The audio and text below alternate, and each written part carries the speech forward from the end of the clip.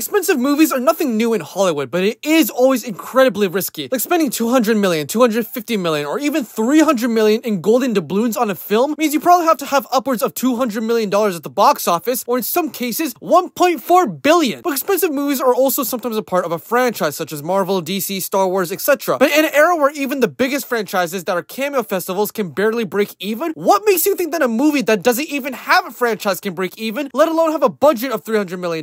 Because this is exactly the case with the brand new untitled Brad Pitt F1 movie, which is being reported to have reached or surpassed the $300 million budget mark. Now, if you don't know, the Pitt F1 movie is a fictional movie that stars Pitt as Sonny Hayes, who is a former F1 driver who pulled out of retirement to mentor a promising young racer, but is also still haunted by an accident that led him to quit. But he has to overcome his demons in order to succeed. And the cast is pretty solid as well, especially considering that the movie stars real-life F1 superstar Lewis Hamilton. Now, you may be thinking, this is extremely confusing because racing movies are in no way new. I mean, Rush, Ford v Ferrari, Gran Turismo, all have budgets less than 100 million. So how could this movie possibly be $300 million? Well, there are two big reasons why this movie is expensive. One of those reasons is just unfortunate, and the other reason I think is stupid. Now, the unfortunate reason is that the movie went into production days before the actors' strike, which caused numerous delays and costed the studio some V-bucks. But the silly reason is that Brad Pitt himself decided to drive a modified Formula 2 car while filming, which is dangerous and requires extensive training, safety protocols, and insurance. Now look, I'm all for actors doing their own stunts. I think it's very noble, but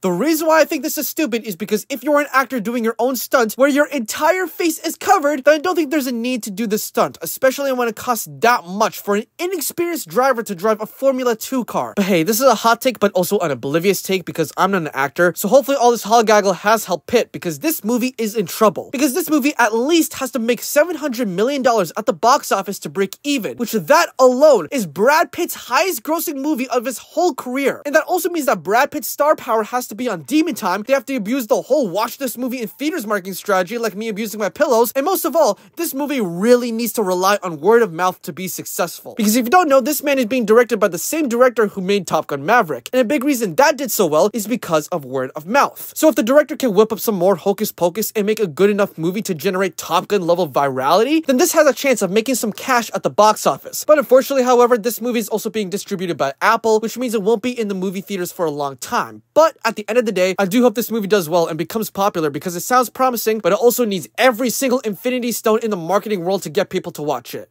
But yeah, that's about it.